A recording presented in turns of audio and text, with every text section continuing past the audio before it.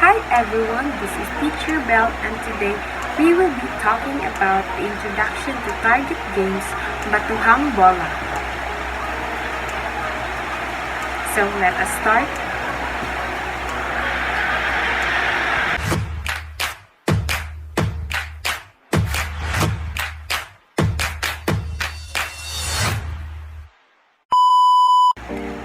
So what is dodgeball or Batuhang Bola? Batuhang Bola is a game in which players on two teams try to throw balls at each other while avoiding being hit themselves.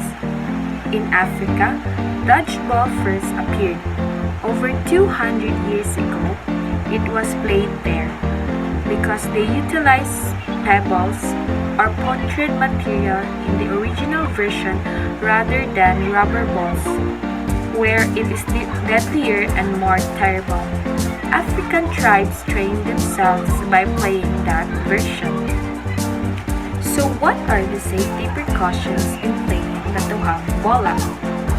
First, establish medical readiness. You should be free from any sickness. Number 2, proper clothing.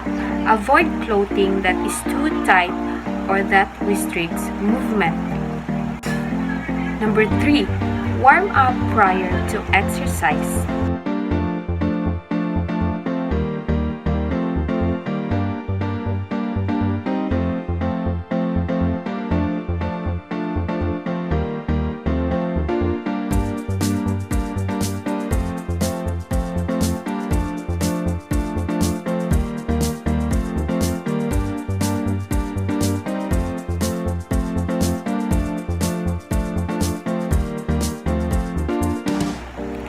Four, encourage the throwing player to aim for judges' bodies and not their heads. Hitting the head is not allowed. Number 5, never hit intentionally the players. Number 6, make sure that the dodgeball itself is malleable and lightweight. Number 7, uphold sportsmanship during the game. And number 8, cool down after the game.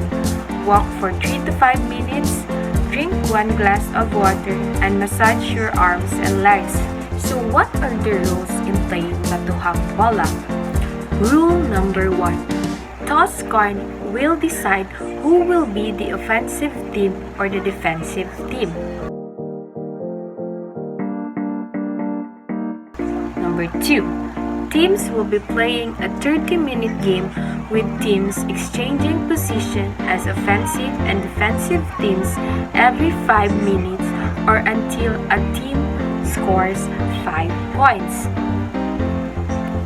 Number 3, there will be a 5-minute halftime break. Number 4, offensive team will place 1 player each on the shooter position and 2 players on assist position behind the shooter. 5. Shooters are only allowed to throw the ball at defensive players behind the line at the base of the triangle, which is the designated throw area. 6. Assists are not allowed to throw the ball at the deflectors. And 7, defensive team will field 5 players in the playing court as deflectors. So now, let's go to the most exciting part, how to play Batuhang Bola. First, to play Batuhang Bola, you must first gather 2 teams and get a ball. 2. Players play in front of the end line. Each of them must have a space behind them. When the player is out, they go and play behind the other team. In order to get back in, they have to hit an opponent. Number 3, the first team should stand in the middle of the court while the second team should be divided into 2 and should stand at both sides of the first team. 4. The second team should hit the players of the first team. If the second team could hit a player in the first team, that player is out. 5. If that player catches a ball, his team will gain a life and can be used to revive another player or be used to continue to play on if the ball hits him or her. 6. The team will win if it hit all the players and none of the players are left. Lastly, what are the benefits of playing this game? First is the aerobic exercises. Dodgeball players must dash in order to avoid getting hit by a ball and being eliminated from the game. By reducing blood pressure and pulse, enhancing circulation and burning calories, these short bursts of running can benefit cardiovascular health. Players in a game may run for brief intervals as a kind of interval training. Running intervals can temporarily enhance metabolism while enhancing muscle strength and coordination, claims high-intensity interval training. Second is the agility and balance. Players cross a court while dodging balls in addition to running.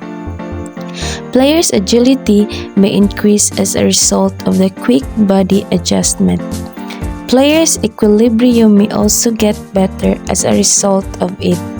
Successful athletes learn to maintain an upright stance that lowers their chance of tripping, so they don't trip when they notice a ball coming their way. And strength training.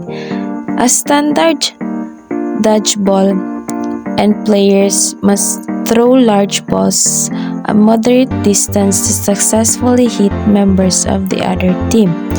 This requires strength in shoulders, back, abs, and arms, and repeatedly throwing the ball can help build muscle endurance. Next is the hand-eye coordination. Hand-eye coordination is essential for both ball dodgers and ball throwers. Throwers must coordinate their throws with the locations of the other players both now and where they will be when the ball lands in order to hit other players.